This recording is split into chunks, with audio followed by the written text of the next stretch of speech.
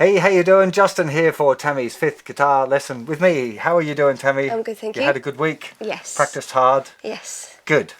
Let's just kick straight in. Music theory, I can see it's at the top of your list. How's it going? So good. I get the whole tone, semitone, tone, semitone thing. Good. And the Kato key, is it Kato? Yeah. Was really helpful because that kind of helps me do the thing where there's a pattern. So Yeah. that's the really sharps and good. flats and all of that. I don't know it off by heart yet, but it's just helped me kind of piece it together as we go. So the idea is that you want to keep. There's a bunch of exercises coming up that'll help reinforce that stuff. Mm-hmm. So eventually I do want you to know from memory, like that the key of A has 3 sharps and the F sharp, C sharp and G sharp. That kind of thing is really helpful. You have to learn all of them, right? Yeah. That you probably would end up learning all of them accidentally, but even knowing the number of sharps and flats and what they are in F sharp or something is unlikely you're going to use it a whole lot. So learn them, focus on the common keys is the best idea. Okay. Yeah. But great that you understand it all. That's the most important thing. I understand it all, definitely. I'd say that the only thing that I couldn't quite piece together was, obviously I understand that the root note, so let's say we were using A, because we were using the sucky A chord position practice there. Yeah. And the root note is the second finger. And or the open thicker string. Okay. That's also the note A, yeah. But then you'd go down the tone, semitone, like, so if that's the next one, a B, what would the chord version of that be? Okay, we're coming to the chords in the key in the next grade. Okay, so right now we're up in the theory side of stuff. The way it works is that we learn the major scale first and the chords in the key. Then we have to learn how to construct a chord. So like, what's a chord made of? How do we get the notes in the chord? Where they come from? Because they actually come from the scale, right? Okay, yeah. Once we know then how to make a chord, we can work out what chords use the notes of one major scale. And once we figure that out, we learn the chords in the key. And that thing that I showed you last week about the major, minor, minor, major, minor thing, you'll learn that in theory. And you'll look at like stacking up triads off of each degree of the scale, a triad 3-note chord, off each degree of the scale, and then analysing them and figuring out if they're major or minor. Okay. Right? So I've shown it to you in practice, first of all, because you don't need to understand all the theory and analyse the triads to be able to do it, right? You can do it already. Okay. But I think it can be helpful if you understand it, because it'll give you further scope for changing it and mucking around with it later. Yeah. And the more you memorise it, then the more it will make sense. And the more you do it and the more you analyse the triads and all of that sort of stuff, the better you know the notes in the keys as well. Yeah. And then the major scale pattern. Yeah. How does that fit in with everything? Is that what you were just saying, or? Yeah. What do you mean, the major scale pattern 1, the scale? Yeah. Can you play it? I know. You put me on the spot now. Yeah. That's Try your not idea. to look. Doesn't matter. So. Yes. Yeah. So I'll get stuck. First finger, third finger, fourth finger. That's it. Then it's Second finger, fourth finger. Second finger, second string. second finger. Second string. Down. That's the string you're up to. Yep. Then middle finger. Good. 1, 2, 4. Okay. So, what is the point of learning scales? What are they for, other than for making children hate music? Why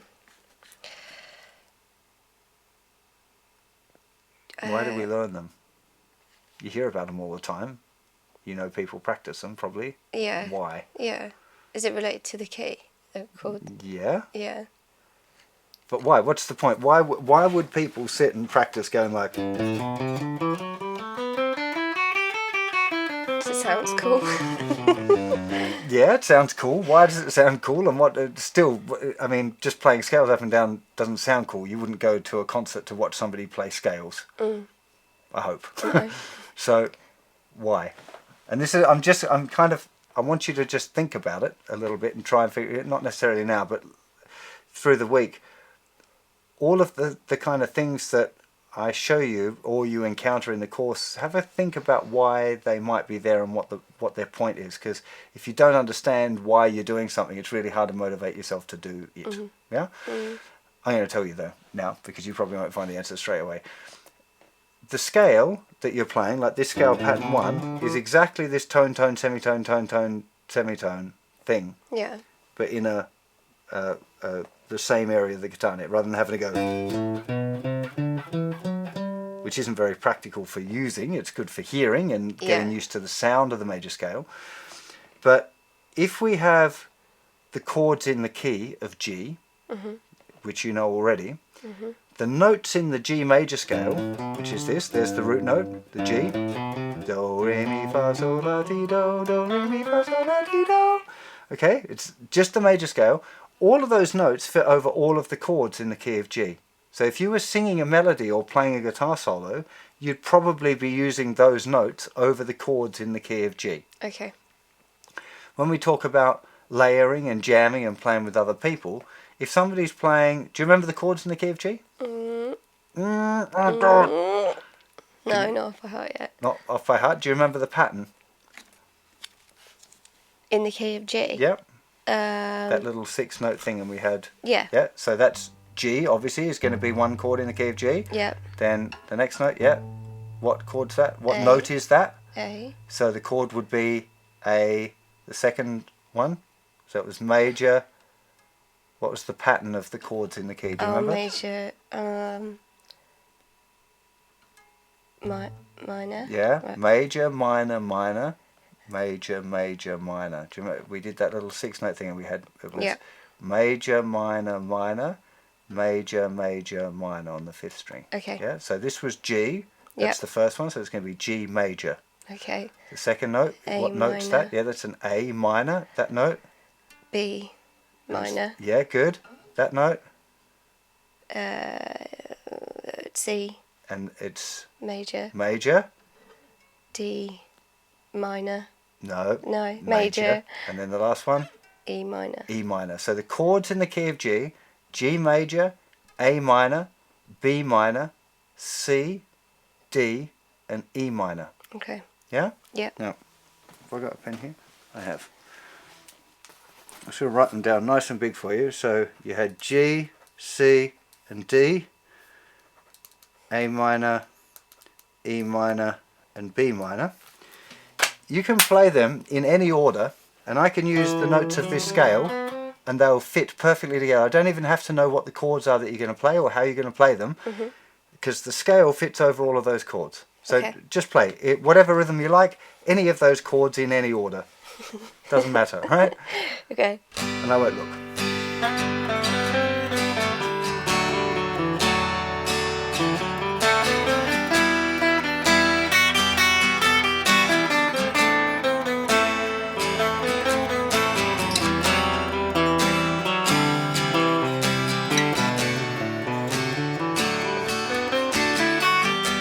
That's You get the cool. idea? Yeah. Now, you can do that. It's not difficult. No, there was nothing that I was doing that was complicated. I was using the scale over the chords in the key.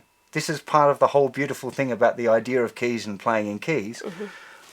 I'm playing the melody now on the guitar, but you could also be singing those things. And the notes of the major scale when you were singing them would be the same things that you'd probably find yourself singing, even without thinking about it or learning it. Exactly. That's what you would be doing. Okay. So one of the things that is definitely a fun thing to get a hold of, not straight away, but in a little while, is making up solos. Because it doesn't have to be, especially singer-songwritery stuff, it doesn't want to be like really complicated guitar stuff. It wants to be nice melodies. And if you've written a tune and recorded all of the parts, there's nothing that says that you can't make a solo for it. It doesn't have to be fancy. It just has to be nice and fit the song. Yeah. Yeah? So that's the point of learning scales, the main one. The other things it gives you is better finger dexterity. So when you're practicing playing something like this, you'll see probably one big difference already. When you did it, you were kind of like, the fingers were a little bit far off. They wouldn't want to stretch. But if you look at the way my hand sits, it's easy. It looks easy. My fingers are kind of sitting in exactly the position they want. They're not flying off the fretboard like this. They're trying to stay nice and close. There's a whole heap of different kind of finger control elements that come into play. I found as I went down to the thinner strings as well, like I just would always miss which string I was playing and just, Yeah. So found it harder. there's that. The other thing it gives you is picking. because you're picking individual notes now. And one of the things I definitely want to get you more involved with in the future is being able to play individual notes within your strumming, so that you're not limited to just always strumming all the time, that you can have a, like, you know,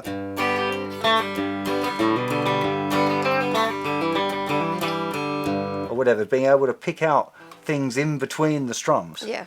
And in order to do that, you need to be able to control the pick. Scales are going to help with that. Okay. Okay, so on the to-do list now is going to be playing the scale up and down.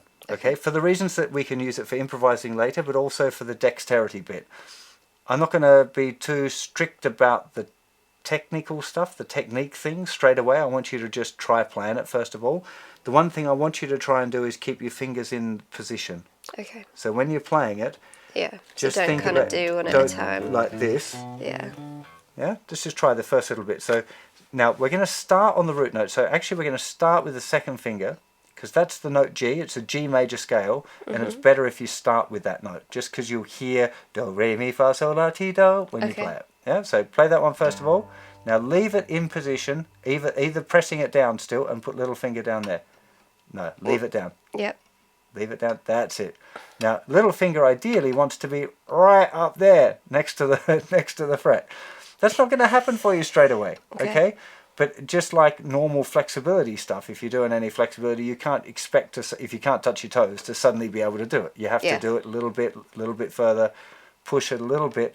It wants to feel pretty much like stretching does, just like it would for any other part of the body. You want it to feel like, oh, it's a bit hard and a bit tense, but not like super painful. Yeah. And you have to be a bit accepting of, like, it's not going to be in the perfect position straight away, but that's what I'm aiming for. Okay? Okay. So second finger, play it.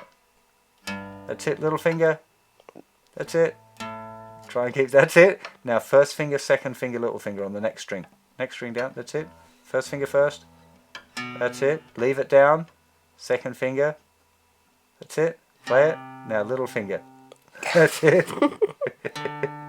Okay. Just that's what I want you to work on, though. Okay, is just doing it really. There's no extra points for speed. Okay. Right. Much better to be doing it well and doing it really slowly and working on the stretch. Okay. Yeah. Yep. Just debating giving you the finger stretching exercise as well, because there is a specific exercise. But I think I'd rather you just work on the scale this week. Okay. Yeah? I'm gonna put a note there that we're doing the major scale. Okay. Major scale pattern 1. Okay. So, on the theory, is that was where we got to, playing the major scale? Yeah, I started reading up about double sharps and double flats. Wow. Okay. You don't need to worry about them too much. They're only in the course because people always ask and say, "Oh, what's that mean?" or "How does that work?" And it's not that complicated. Yeah. So if it goes, so the C goes up 2 semitones. Yeah. So it's sharper than a C sharp, but same pitch as a D, but it's not the same as a D. It is the same. It's the same sound. It sounds exactly the same. The only reason that we have those things is that in the major scale you have to have one letter. Every letter of the alphabet has to be present for the major scale. So, like if we had G major scale, which just has one sharp, which is F sharp. Yep. It's G A B C D E F sharp G. You couldn't call it G A B C D E G flat G. Yeah. You couldn't have the G flat and a G in the same one. Yeah. Right? Okay. In the major scale. In other scales, you might end up with things like that. But for that reason, in some scales, you might end up with a double sharp, like G sharp major scale, where everything would be sharpened except the F sharp, which would be a double sharp. Got it. Okay. Right. Yeah, because we couldn't have already an F. Because there'd already be an F sharp in the note previous. Does that make sense? Yeah, that makes sense. But you're going to encounter them in a music theory course. In the real world, I've never encountered a double sharp or a double flat in something where, like, even reading, actually, I don't. Yeah. Well, maybe I might have come across one or two, but hardly ever. Like, hardly ever. Yeah. Yeah? So don't stress about them. That's fine. Okay, you got a question there written down the bottom, I can see it. That's the one I asked about, the relevance of the major scale pattern. What's the point of pattern 1? Yeah, cool. And then finding wise was just A shape, flat finger sucks. And the metronome's sinking in a little bit now. Yeah? So feeling better? Yeah, so like as I'm playing along, like my foot is actually feels like it's in time with the metronome now. Good. And it's getting there, and I really sense when I'm speeding it up and slowing myself back down again. So good. yeah, it's sinking in. That is just a practice thing, getting used to doing that. We might do, in fact, we should probably do a little test on that. Oh no. Yeah? Okay. But we'll do it an easy way. Let's check out the bar chord though, first of all. It sucks. Okay, what sucks about it? I don't know, I feel like I just can't, I'll get the pressure with my finger, and then I can't get the pressure with my bar, so then I take the pressure from the bar and can't get the pressure with the finger, and I'm just struggling to get both. Try and show me like say a D chord. D major. The D major? Yeah. What, in an A shape? Yeah. Oh man. Okay, that's a B. That's B, D. No, C, C sharp, one more D. There we go. Okay, so a few things. First of all, remember that this doesn't have to bar anything. It just has to touch that one note. That's all it's doing. Because if you think this note, we're not the thicker string, we're not supposed to be playing anyway. Yeah, that's supposed to be muted with the tip of that finger. This one's got to play that one note, the root note. Okay. The bar is going to be covering those three strings, and the thinner string is muted. Okay. So you don't have to ever think of this as being a bar. Okay. It's just playing a note. We call it a bar chord because all of this series of movable root note chords generally get called bar chords. Okay, that looks pretty good. That's it. You'll find if you can move that up just a little bit closer. That's it. Good. Good. That's there. What? Okay. You look at it like. Ugh. Yeah. No. It's just a couple of things just to clarify. It's unrealistic to expect to be great at playing A-shaped bar chords after 2 weeks. Yeah. That's just not going to happen. I can't think of a student that I've ever taught where I've just shown it to them and they've played it straight away or within a week or two. Right? Yeah. It's a few months to be comfortable. Yeah. You should be able to do it probably in the next 2 weeks. You should be like, yeah, it's not as bad as I thought now, that kind of thing.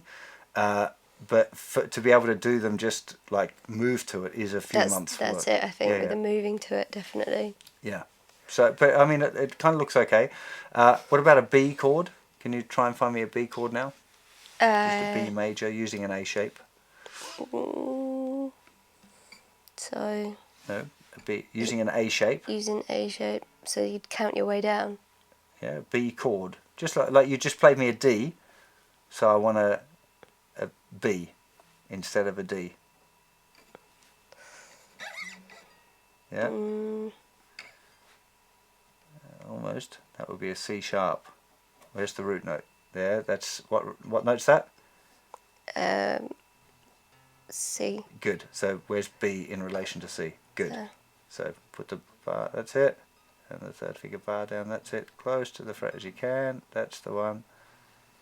Good. Give it a play. That's it. Yeah, great. You can do it. You're just going to have to persevere a little bit more with that. Yeah. I know it sucks a bit, and I feel it. I can't do anything about it. You just need to keep practicing it. That you're doing it right. There's a few little things that I think will change in your hand position because at the moment it looks kind of stiff and a bit like a claw. it looks uncomfortable. But in my experience, there's nothing I can really do to show you to make it comfortable. You just have to do it over and over again, and your hand will kind of figure out, like, especially if you think about that relaxing thing I talked about, relax the shoulder and that, and the wrist. that should sort those things out pretty well. Okay. Yeah? So that's back on your practice list again. Okay.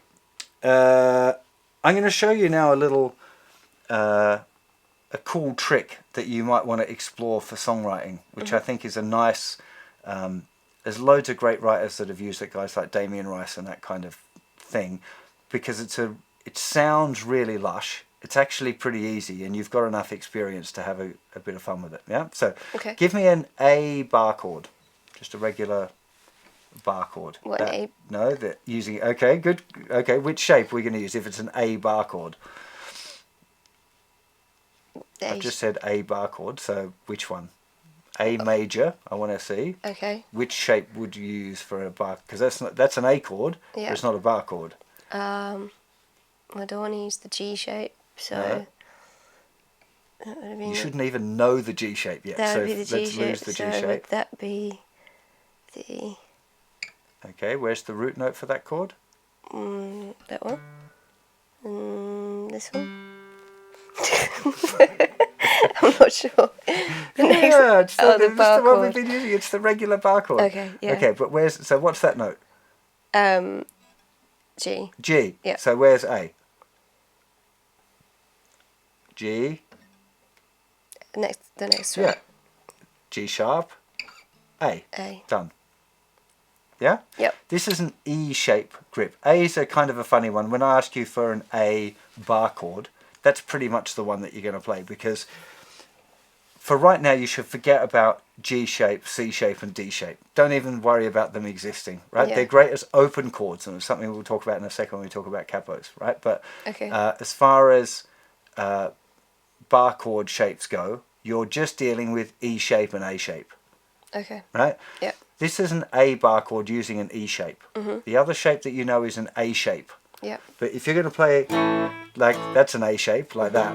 If we're going to play that as a bar chord, we'd have to play it all the way up at the 12th fret. So it's kind of, you can do it, but it's impractical. So in the case of A, if I ask you for an A bar chord, that's the one that you're going to play. Okay. Regardless of what shapes you've got available. Okay. Yeah? Now, the trick that I'm going to show you with the bar chords, really cool one, is simply to lift up the first finger so it's only playing the thicker string, and then you're going to let these thinnest two strings stay open. So you'll have, in the case of A, 5th fret, 5, 7, 7, 6, open, open. Give it a strum. How nice does that sound? That sounds really nice. Yeah? It's because of this little clash that you get between this note and this note. Just on their own, they sound a bit harsh, but in the context of the chord, really, really nice big sound. Now, what's really interesting about this particular shape is that it works on lots of different frets. Now, in some of the theory might get a little bit complicated, but you don't have to worry or even know. In fact, I'm not really going to tell you the theory because it doesn't matter. So give that a strum, have a listen to it. Yeah, it sounds nice, right? Yeah. Move it up 1 fret. That's it, give it a strum. Does that sound nice? No, not so much. Not really. I mean, you might be able to use it somehow, but it's pretty weird. Move it up 1 more. That finger's on the wrong fret. That's it. Does that sound nice? I like that one. Move it up 1 more. Does that sound nice? It's okay. I like that one. Okay, up 1 more. That's it. I'm not sure I'm about not that really one. feeling that one. Okay, 1 more. Yeah, that's cool. Okay, so that was sounding pretty cool on, I can't see your dots again, the 5th fret it was sounding good on, 7th fret sounded good on, 8th fret sounded good on, 10th fret sounded good on. Let's go back to the 5th fret. Now move it back 1. That's it, give that a strum. No. It's not really working for me either. Doesn't sound Okay, too good. 3rd fret. It's okay. Sounds pretty cool. Yeah. 2nd fret. It's okay. It's kind of interesting that with the Yeah, 2nd fret. It's definitely. not normal, but it sounds interesting. And 1st fret. It sounds a bit sad. Sounds a bit sad, but it doesn't sound like No, it horrible. doesn't sound Okay, so just using that one shape, we've got the 5th fret, 7th fret, 8th fret, 3rd fret, 2nd fret, 1st fret. Sounds like a Nirvana song. Yeah, it does sound a little bit like that, and it's a really, really usable sound for writing. You can get lots of different effects because you've got this, the technical term is a drone string, the fact that these two are ringing out all the time. So just have a little experiment through the week of just trying out that bar chord shape and moving it around. See if you can come up with a sequence of chords that you like the sound of. Yep. See what else happens when you're doing it and what discoveries you make. Okay, cool. Yeah, it's just an idea. It's just something to explore. sounds good. Again, for songwriters, a lot of times people, not just songwriters, but generally people when they're learning are a bit scared of trying stuff. I don't think I've ever gone down the fretboards Yeah. in any of my songs. So try it, because there's nothing that can go wrong. You've got ears that'll tell you if something sounds horrible. So if you go to this one, it's just weird. Yeah. Like, you might like it. It might be cool if you're going like,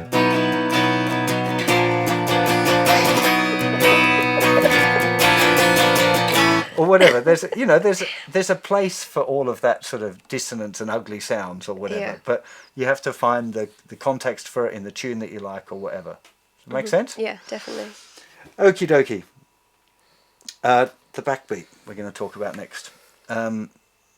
So, do you remember what the backbeat is? I mentioned it a couple of lessons ago when we were talking about strumming, and there was a strumming pattern that you liked that you'd made up. Remember it? Yeah. Remember anything about backbeat? Is that like the beat that is naturally going as you strum? Yeah. So the backbeat is specifically beat 2 and 4 in the bar. Okay. So it's the one, if you watch the drummer, the kick drum is the one that they play with their feet, and the other big one that's usually between their legs is the snare drum. So the snare drum usually comes on beats 2 and 4. So you have like do ka do ka do ka do ka. It's usually the loudest part of the drum kit. Now on guitar, if you're playing by yourself, it can really help to accentuate the 2 and the 4 in your strumming. Yeah. And there's a really cool way of doing that if you learn how to do it, you'll find that you can incorporate it in lots of different ways. Okay. Now, when I learned it as a kid, I learned it by lifting my fingers off a chord that I was playing and trying to mute the strings to make a little clicky sound on beat 2 and 4. So I'd have this like...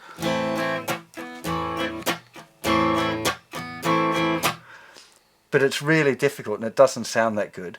So what we're going to learn how to do is to do the click with this hand only. So you don't even need any fingers on the strings to get this little click sound. Now what's happening is the palm of the hand is touching down on the strings first, like by only a nanosecond, and then the strum goes down after the hand is on the strings. So you've got this hand strum. So just try really slowly. Do it like a strumming motion though. So move your hand from up, hand goes down, that's it, and then hand stays down touching the strings, and the pick. That's it. Do you have and to have your fingers over? Just do it nice and slowly. The hand wants to be relaxed, so if it's all tied up like in a fist, it's not going to work properly. So just try and keep your hand relaxed. It shouldn't be that way or straight out. It's just relaxed. That's it. Yeah, you don't want to hear any notes. This is the trickiest part. Once you learn how to do it, it's fairly easy to incorporate. That's it. That's it. Now, just I can almost hear you thinking, it's going to feel awkward when you start. So don't feel like, oh my God, I'm doing it wrong. This is horrible.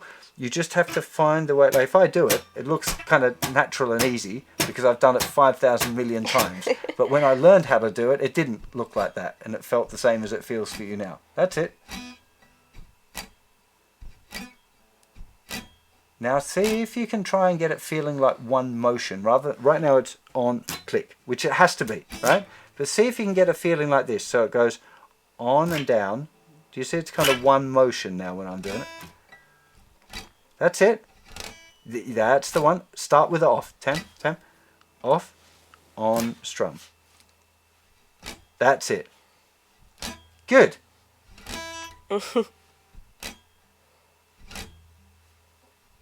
Good. You got it. Okay? Yeah.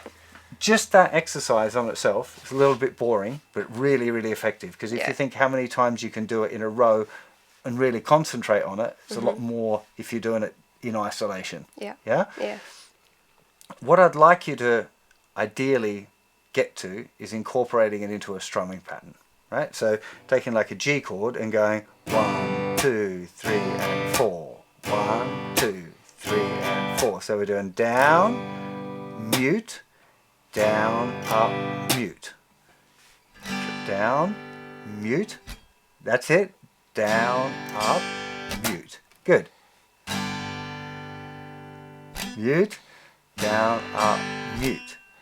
Down, mute, down, up, mute. No, it's okay. Don't feel bad. Down, up, mute. That's it. Down, mute. That's it. I just want to put my hand on it and not strum. Don't worry.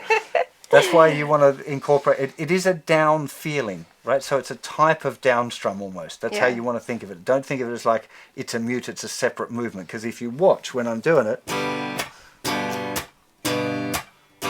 in no matter what version of it I'm doing, and it's that's the sequence that you were talking about when you did it was the Creedence Clearwater thing. Yeah. That's kind of the most famous example of this strumming and then having a really heavy muted hit on the backbeat. Right? Yeah. Everybody recognises it. Because I think I've done like sped up versions of doing it on almost like an up strum, but I've never kind of actually purposely thought of doing it on the down strum. Which try and do it with the down strum. Yeah. On the offbeat, it'll usually feel a bit kind of wonky because we're not used to it being on the offbeat. Yeah. Yeah, but it's normally the snare drum is on the 2 and the 4, which is a down strum. Yeah. Yeah? Okay. It is possible to do it other places, but I don't recommend you start there. Yeah. Yeah. Okay. Cool. Have another go. 3 and 4.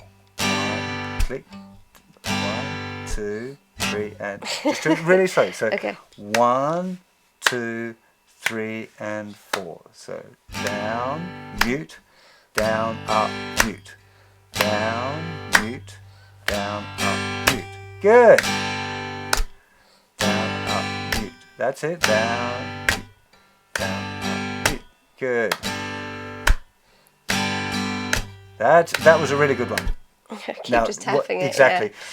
You can get away with tapping it, and there's a whole school of kind of percussive fingerstyle players that use either just tapping the strings or even hitting the guitar body in different parts. I'd like you to have a go at doing this particular one first, which is where you're going to mute and then strum. Mainly because it's the loudest one. It's the most obvious one if you're playing to be able to do that. So we can look at the other ones in due course for sure, but this is a good one to start off with. Okay. So try again. Down, mute, down, up, mute. Down, mute. All right, do it a little slower. Down, mute, down, up, mute. Down, mute, down, up, mute. Down, mute, down, up, mute. That's it. Getting there.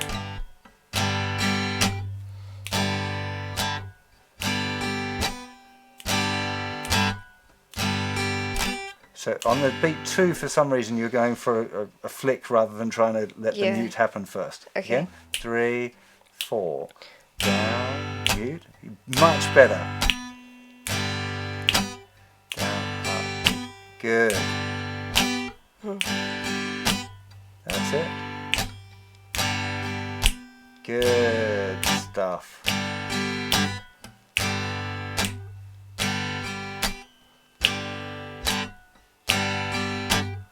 Good. Now, the best practice is doing that. Just over and over again.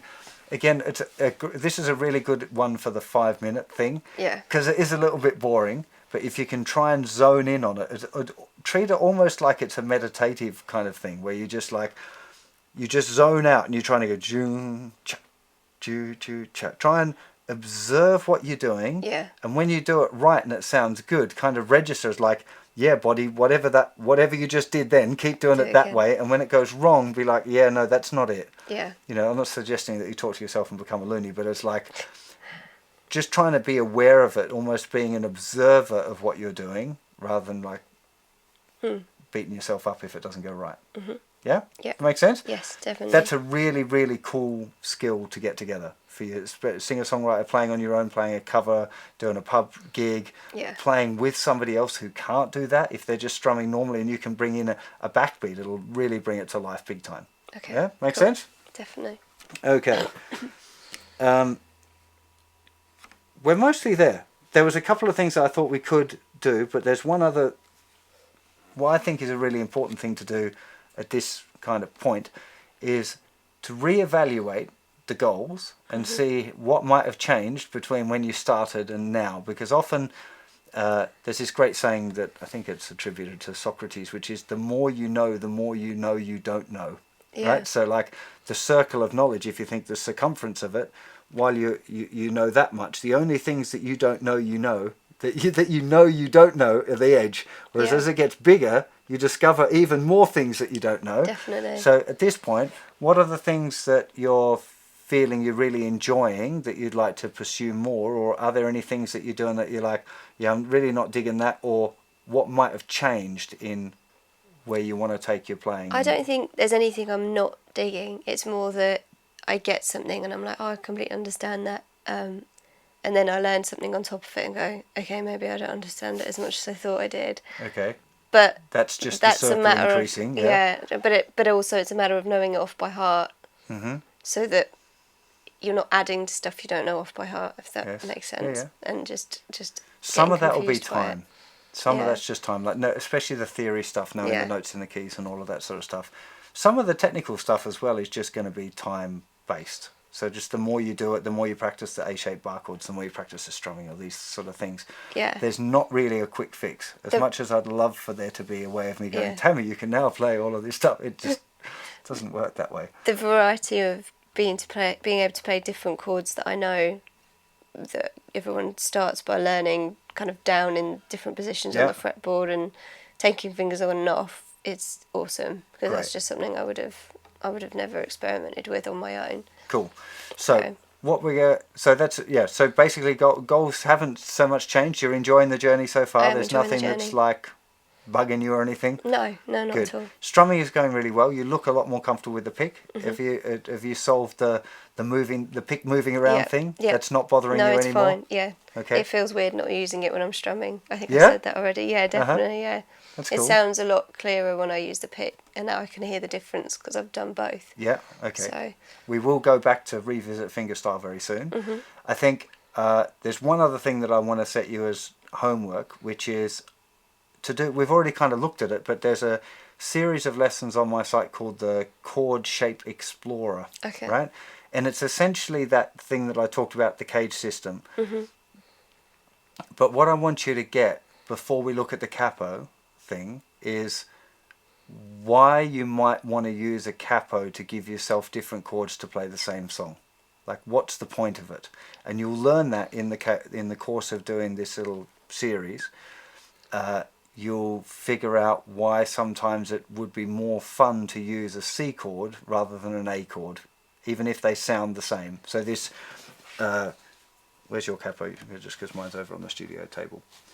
So if we had an A chord here in the song, we could use it. And let's say there's loads of other chords in the song, but specifically that A chord. yeah. If we've got that A chord, we can do like that sus chord. There's a couple of little moves that we've got where we can lift fingers off. Yeah. But if we played the same chord with the capo at the second fret, it'd be a G chord. Yeah. Yeah? And from G, we've got all of these other little variations that we could do. If we played the same chord again as an E chord,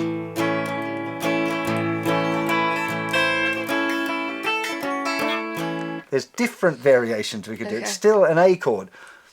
Move it up to the seventh fret. So it's for the variations rather than just so I can sing to it. Exactly. There's the two options with the capo. One is using it to change the pitch, so it fits your voice better, which is important. But there's this other one, this creative idea, and the importance of the creative idea is understanding what the cool things are about each different chord shape, because it's not just about the pitch. It's about what those options are for lifting fingers on and off. Yeah. Right? A lot of people feel like, capos are for beginners because they can't play bar chords, which is really rubbish. Yeah. A lot of the greatest guitar players of all time have used capos in really interesting, creative ways, and I think it can be a massive difference. Yeah, so check out that series. I will. It's called Chord Shape Explorer. If you type in Explorer into the search thing, you'll find it. Or, of course, you can look on your Tammy's lesson series on the website, and I'll link to it in there as well. I was going to ask you, actually, with some of the seeds that I was writing, knowing, so like if I am taking one of the fingers off a string, knowing what that's then called. I know you say sis. You don't need to know or worry about it. Okay, cool. Yeah. So if I'm writing it down, I'll just say lift off. second finger kind of thing. Okay, cool. That's right. Do you know how to write tab? Okay, so you can write it down in tab. Okay, cool. If you want, or you can write, or it can be like lift off third finger, or take it on and off here and put it down. Whatever, it doesn't. Okay. Whatever way works for you to remember is the most important thing. Yeah. Right. If you're communicating an idea with me, it needs to be in a form like a common format, like tab, so that you can go, oh, I've got this idea, and you can give it to me. I can look at it and play it. Okay. But at this point. And even to be honest, most of the time now, if I'm doing a session or whatever, it's audible. People play stuff. It's very, very rare that anything's written down. Yeah. Now there are scenes where people do that, of course. But you know, in my experience, most of the pop stuff is you just hear, listen to it, and go, well, put something cool on that. It's more common. Yeah. Okay. So don't worry too much. If you're writing stuff down, write it down in a way that you can understand. Like I said, for me these days, I mostly use video on the phone. I've got that little. Just sitting there on the studio, that tripod thing, and I literally just hook the phone in and record myself playing it. That way I can see and hear what I'm doing. Often I talk to the camera if I'm doing a funny tuning or something. I'll just look at the camera and go, okay, I'm in this tuning, and then I'll just strum the guitar with the, you know, so I remember the tuning as well. Yeah, that makes sense. But we haven't got onto alternate tunings yet. We will soon. Yeah. Yeah? Okay. So, to recap, theory can just continue on with the course. Yep. Bar chords, 5 minutes a day, really focusing on that A shape. I know it's a pig, but it won't be in a few weeks. We've got the open string bar chord shape, the E shape with the open strings, just to muck around with. Oh, root 5, root 6, root notes. What's that note? E. Excellent. What's that note? F sharp. Good. That note? C. Excellent. That one? D flat, C sharp. Excellent. You got it. Well done. Backbeat. I'm trying to think. I'm sure I must have a lesson on doing the backbeat, but I'll write it down for you anyway. So it's just going to be a down strum on beat 1. Yep. Hit on beat 2. Yep. Down, up on 3 and hit on beat 4. Okay. 1, hit, 3 and hit. 1, hit, 3 and hit. Because you always have to play one. You're always going to, well, you don't have to, but you should for now. You should play one. For now, you should. So you don't get confused. And the major scale pattern, playing the scale up and down. Okay. Yeah, working Stretching.